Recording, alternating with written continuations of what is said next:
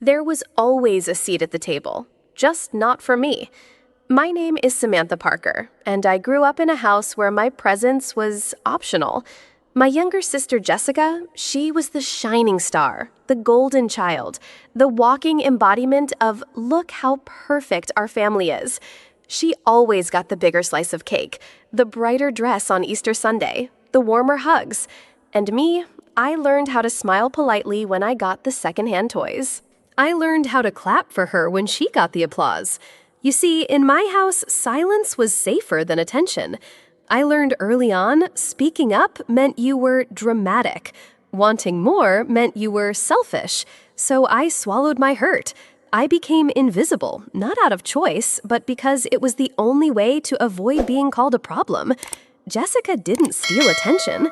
It was just given to her constantly. And if I ever asked why, my mother would pat my shoulder and say, "Be kind to your sister. She's still young. Let her shine." Let her shine, even if it meant dimming myself so low I could no longer see who I really was. It didn't happen all at once. It was slow, subtle, almost invisible, like water slowly hollowing stone. One day, it was my favorite stuffed bear, Waffles, gone from my bed and tucked neatly beside hers. She couldn't sleep without it, Mom said, brushing it off with a smile. Then it was the blue sweater I saved up for vanishing from my closet, only to see Jessica wearing it proudly to school the next day. "You're the older sister," Mom reminded me, not even angry. "She looks up to you. Can't you share?" Share. That word followed me like a shadow. It never meant equal. It meant I give and Jessica takes. And somehow that made me the good one. In 3rd grade, I landed the lead role in our school play. I practiced every night reading my lines to the mirror like the stage was my future. But a week before opening night, Jessica suddenly discovered her love for acting. She begged to be added to the show. And just like that, the director, swayed by my mother's quiet persuasion, decided to alternate the role. I performed the opening night, Jessica took the rest. That was the rhythm of our lives. Whatever I worked for, she reached for. Whatever I loved, she claimed. And every time I cried out, I was met with the same sentence. "Why can't you just be generous with your sister?" Generous. I was drowning in it. And no one seemed to notice I was running out of air. When I got my acceptance letter from Northwestern, I didn't cry tears of joy. I cried because I finally had a way out of the house where I was always second. Out of the role of the good girl who quietly gave up everything. College wasn't just a new chapter, it was an escape hatch. 3 states away, no Jessica. No comparisons, no subtle sighs from Mom when I wore something too plain, or Dad forgetting to ask how my exams went. For the first time, I was just Samantha. Not the sister, not the fixer, not the shadow. Just me. I joined clubs, I made friends who didn't know Jessica existed. They liked me for my wit, my ideas, my odd sense of humor. And then in junior year, he walked in. Tousled brown hair, fidgety fingers, a marketing textbook under one arm, and a coffee he was already spilling in the other. Kyle Henderson, the guy who ruined my notes and somehow ended up rewriting my heart. "I'm so sorry," he said, blotting at the spill. "Can I buy you dinner to make up for this disaster?" I should have been annoyed, but instead, I smiled, genuinely smiled. That dinner turned into 3 hours of talking, and that night turned into something that would change the course of my life. For the first time ever, someone saw me, really saw me. Not through the lens of family expectations, not through Jessica's spotlight, just me. It started with spilled coffee and ended with a sunrise proposal on the edge of Lake Michigan. Kyle and I weren't perfect, but for a while, we felt perfect for each other. He was awkward in the sweetest way, the kind of man who opened doors but blushed when you complimented his tie. He listened, truly listened when I spoke. He remembered details no one else cared about. "You always tuck your hair behind your ear when you're nervous," he once said, gently brushing a strand away. No one had ever noticed. No one had ever looked that closely. He didn't make me feel invisible. He made me feel chosen. We grew together. Classes, internships, cheap takeout dinners on the floor of our tiny apartment. It wasn't glamorous, but it was ours. And on a quiet morning, 2 years after graduation, as the first pink light stretched over the lake, he knelt on one knee with a ring that wasn't flashy but held meaning. "Samantha," he said, voice shaking slightly, "I want to be the man who never lets you feel like an afterthought again." I didn't even let him finish. I was already saying yes. I should have known. The moment I asked Jessica to be my maid of honor, I should have known I was opening a door that should have stayed locked. But Mom insisted. "She's your sister, Samantha. Not inviting her would break her heart and mine." So I said yes. Yes to the same little girl who once stole my teddy bear and claimed it was hers. And the warning signs came fast and loud. At the bridal shower, she wore white.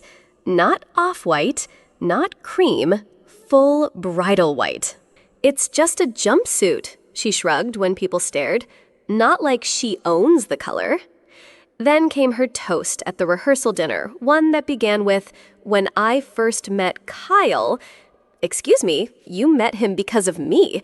But I laughed politely, smiled through the sting, because that's what good brides and good sisters do. I told myself I was imagining things, that her flirting with the groomsmen was harmless, that her showing up late to every dress fitting was just Jessica being Jessica. I chose to believe in sisterhood, even if it meant ignoring the echo of a lifetime of rivalry. It started slowly. Kyle was always busy. That wasn't new. But this was different. The late nights turned into early mornings. The client meetings became more frequent. The smiles became shorter. The hugs more distracted. And then there was his phone. Always face down on the table. Always locked. Always buzzing with work things he never seemed eager to explain. Once I walked into the room and saw him jump, literally flinch, as he shoved his phone under a pillow. "Just a dumb meme from the guys," he mumbled, but his voice cracked when he said it, and the look in his eyes didn't say funny, it said guilty.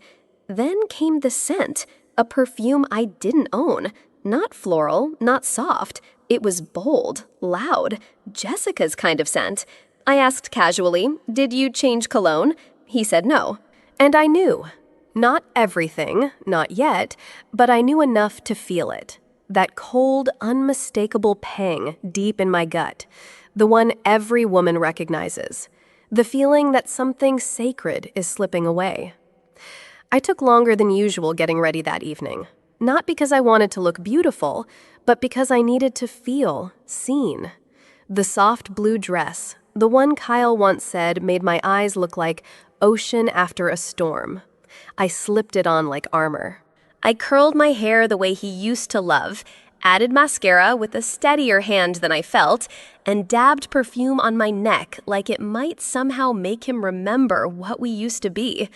I looked in the mirror, took a slow breath, and whispered to myself, "Tonight will be different." I wasn't just dressing up for my birthday. I was suiting up for something deeper, for one last try. One final attempt to hold together what I feared had already begun to unravel. I didn't know that while I was hoping for a new beginning, they were preparing the ending. The hostess smiled as she led me to the table. My parents were already seated, sipping wine, casually chatting about golf and their latest cruise. I looked around. Kyle wasn't there yet. "Running late," I explained. "Work call." My mother nodded distractedly, already scanning the entrance, probably looking for Jessica. And just like that, she arrived. Her laugh rang out before I even saw her. That high, breathy sound she'd perfected since high school, the one that made people turn. Jessica stepped into the restaurant like it was a runway, her tight red dress hugging every inch of her. But it wasn't the dress that knocked the breath out of me. It was who walked in beside her. Kyle, my husband. He was holding the door for her, his hand lingering on the small of her back. Their bodies close, too close, and their smiles too easy, too warm. They looked like a couple. Not a brother and sister-in-law accidentally bumping into each other. Jessica leaned in and kissed my cheek. No lipstick mark, just performance. "Ran into Kyle in the parking lot," she said with faux surprise. Kyle avoided my eyes. "Happy birthday, Sam," he murmured, placing a hand on my shoulder, a touch that felt like both an apology and a warning. My heart hammered in my chest, but my smile, it stayed, because I had trained for this. My whole life I had practiced staying calm when everything inside me was screaming. The waiter placed the lava cake in front of me. My father raised his glass for a birthday toast. And that's when Jessica stood up. Her smile stretched wide, theatrical practiced, one hand smoothing the fabric over her stomach. "Actually," she said brightly, "before we sing, I have a little announcement." I froze. Somehow I already knew. "I'm pregnant." Gasps, forks dropped. My mother's eyes lit up. "Oh, sweetheart, that's wonderful." But Jessica wasn't done. She let the silence build, milking every second. Then she looked directly at me. "Kyle's the father." And just like that, the room stopped breathing. I heard my mom choke on her wine. My dad's hand hovered in midair, holding a forgotten glass. Kyle stared down at his plate like he could vanish into it. Me? I didn't scream. I didn't cry. I didn't throw the cake across the table, though. God knows I wanted to. I blinked once and whispered to myself, wait, because unlike them, I knew something they didn't. I hadn't walked into this dinner blind. I still had a card to play. And this was exactly the moment I'd been waiting for. The silence after Jessica's announcement was deafening. Kyle still refused to look up. My parents sat frozen, blinking in disbelief. Jessica, radiant and smug, placed a hand on her still flat stomach. "We didn't plan this," she said softly, "but sometimes love surprises you." Love? This wasn't love. It was invasion dressed in red and coated with lies. I picked up my glass of water, took a slow, steady sip. Then I reached into my purse and pulled out a folded document. I smoothed it out, carefully placed it on the table, and slid it toward Jessica, slow enough for everyone to feel the tension. "If you're pregnant, Jessica," I said calmly, "congratulations."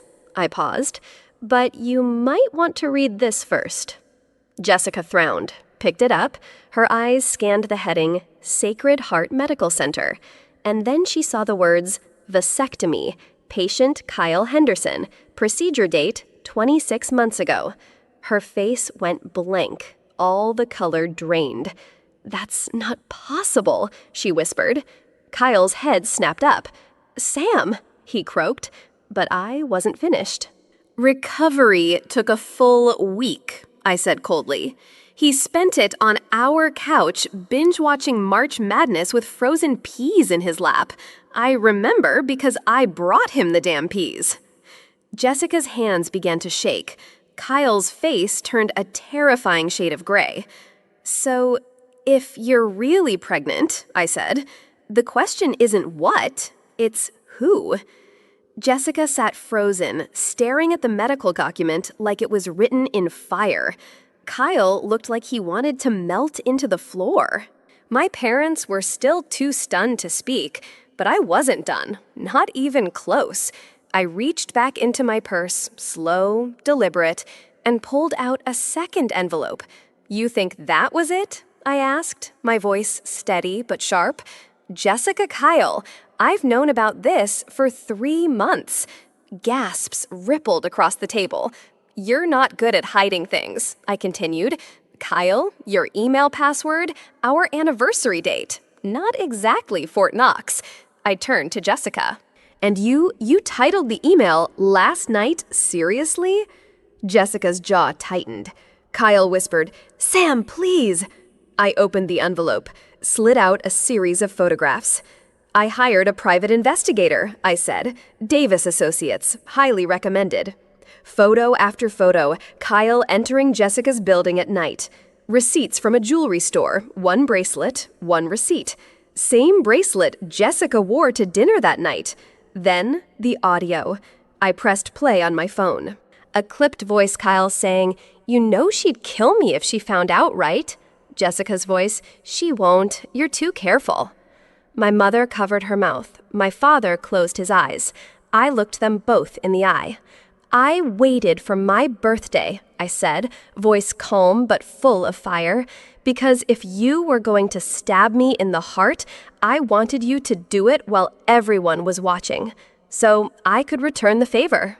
I watched Jessica's eyes dart from the medical report to the photos to the audio still echoing from my phone. Her world, the fantasy she tried so hard to build, was collapsing in real time. "It's fake," she whispered. "You forged this." But the quiver in her voice betrayed her. And Kyle, he didn't deny it. He just sat there, hands clenched, jaw tight, his silence screaming the truth louder than anything I could say. And then came the best part. The moment she realized the math didn't add up. "Kyle had a vasectomy," I repeated. "Over 2 years ago. We decided not to have kids." Jessica's voice cracked. "But the baby is his. I'm sure of it. The timing, it fits." I leaned forward, eyes locked on hers. "You want to do the math again?" I asked. "Because I did, twice, with a calendar and a calculator." That's when her face truly fell. The trap had always been there. The difference was she walked into it willingly. In her need to humiliate me, Jessica had just stood up in public and announced to our entire family that she was pregnant with a man who medically couldn't have fathered a child. And that wasn't just betrayal, it was self-sabotage in heels and lipstick. The silence in the house was louder than any fight we'd ever had. No shouting, no tears, just the dull echo of a life unraveling. I didn't slam any doors. I didn't break a single glass. I simply packed. Every sweater I folded felt like a memory I was letting go of. The coffee mug he gave me our first Christmas, I left it. The framed photo from our trip to Michigan, that too. I wasn't taking anything that came with pain, just what belonged to me and the dignity they thought they'd shattered. On the dining table, the one we once sat at dreaming of baby names, I placed my wedding ring. Next to it, a simple note, "My lawyer will contact you." I stood in the doorway, suitcase by my side, and took one final look at the house I once fought to keep warm, and whispered, "It's not a home if I have to bleed to live in it." The first call came in before I even reached the city limits, Kyle, then again, and again. By the time I checked my phone, I had 27 missed calls, 3 voicemails, 1 text, "Please, Sam, I messed up. I just need to talk." Then came Jessica. Her name lit up my screen like a bad omen. I let it ring. Another message, this one with shaky words. "Sam, I'm so sorry. I didn't mean to. Please don't hate me. I'm scared." I read it, once, and then I did what they never thought I would. I didn't respond. Not a word, not a syllable, not a sound. I didn't owe them closure. I didn't owe them comfort. Instead, I made one phone call as my own. I dialed the number I'd saved weeks ago. The woman on the other end picked up. "Hello." I took a deep breath, steady, solid, unshaken. "Hi, this is Samantha Parker. It's time. Let's file for divorce." A friend once asked me, "How did you survive that?" I didn't answer right away. I looked out the window of my new apartment. Smaller, quieter, but finally mine. I remembered the betrayal, the silence of my parents, the shattering of the vows I once held sacred. But I also remembered the way I walked out with my head high. The way I didn't scream, didn't beg, didn't break. And then I looked at her calmly, clearly, and said, "I didn't break. I rose. That's the truth. I wasn't ruined. I was reborn." The key was cold in my hand, but it warmed something in my chest. My first apartment. Not ours, not his, mine. The floors creaked, the walls needed paint, the light flickered when I turned it on, but it was beautiful. I sat on the floor surrounded by boxes and opened the first one. Inside my old sketchbook, the one I hadn't touched since college, a box of colorful threads and needles, folds of fabric I had once bought with dreams in mind, dreams I had folded away to become someone's wife, someone's daughter, someone's shadow. But here, alone and finally safe, I could feel those pieces of myself waking up. One by one, I was unpacking more than memories. I was unpacking me. The name came to her in a quiet morning, over coffee, surrounded by fabric scraps and faded sketches. Clara's Thread. Not just a brand, a promise. A whisper from the girl she used to be, the one who used to stitch dolls by the window while her sister played center stage. Clara was the name of the dress-up doll she made in 3rd grade, the one she never showed anyone, the one who wore her dreams before Samantha dared to. Now Clara's Thread was real, a fashion line, a story told through seams and stitches. The first collection was soft, earthy, wild, inspired by the misty hills of Asheville where she'd camped as a child and the quiet strength she had to learn to survive. Every piece held memory. Every fabric was a layer of healing. She didn't just sew clothes, she was stitching herself back together.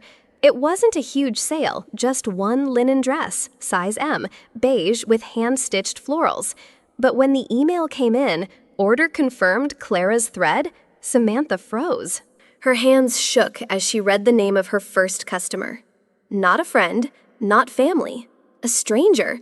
Someone out there chose her, her design, her story, her fabric. For the first time in a long time, she didn't feel like she had to ask for approval. It just came, organically, authentically, quietly. Then came the message, "Hi, I just received my dress from Clara's Thread and I'm in love. The detail, the softness, the care, it feels like home." Samantha read it 3 times. And cried not because she was sad, but because it finally felt real. For years, she had been an afterthought. Now, she was someone's first choice. Healing didn't happen overnight. It never does. Samantha started therapy once a week. At first, she barely spoke, just sat with folded hands and eyes that carried years of silence. But over time, she learned the power of saying no, the courage of setting boundaries, and the radical truth that you can love someone and still walk away. Justin, her therapist, never judged. He listened. Sometimes he said nothing, and that silence healed more than 1,000 words ever could. Outside therapy, the world began to open. She met designers who didn't compete, they uplifted. Customers who became friends. Women who shared stories so painfully similar it made her feel less alone. For the first time, Samantha wasn't surviving. She was living. It arrived in a cream envelope. No return address. Just her name in uneven handwriting, Samantha. Inside, a letter written in shaky ink stained in 2 corners. "I know I'm the last person you want to hear from." Jessica's words trembled across the page. She spoke not as a sister begging for forgiveness, but as a woman finally admitting, "I was always jealous of you, Sam. Not because you had more, but because you held yourself together when I was falling apart." She confessed the truth she had buried for years, the comparison, the loneliness, the silent competition their parents fueled, the ache of growing up as the golden child, but feeling hollow inside. It ended simply, "I'm sorry. I was cruel, and I was scared. If you ever want to talk, I'd like to meet as sisters, not as enemies." Samantha sat with the letter for a long time. Then one afternoon, she walked into the hospital where Jessica had just given birth. No judgment, no bitterness. Just 2 women, once broken by the same childhood, finally sitting side by side. For the first time, they weren't competing for space. They were just present. The table wasn't long, it wasn't grand, but it was hers. A rooftop dinner, string lights overhead, laughter carried on the breeze. Around her, a patchwork of new friends, fellow designers, customers turned family. Not a single person asked her to shrink herself. Samantha stood glass in hand, eyes shining. "Thank you for being here tonight." A pause, a deep breath. And to me, for finally arriving, not at some destination, but at myself. Glasses clinked, and in that moment, Samantha wasn't surviving. She wasn't proving, she was simply home.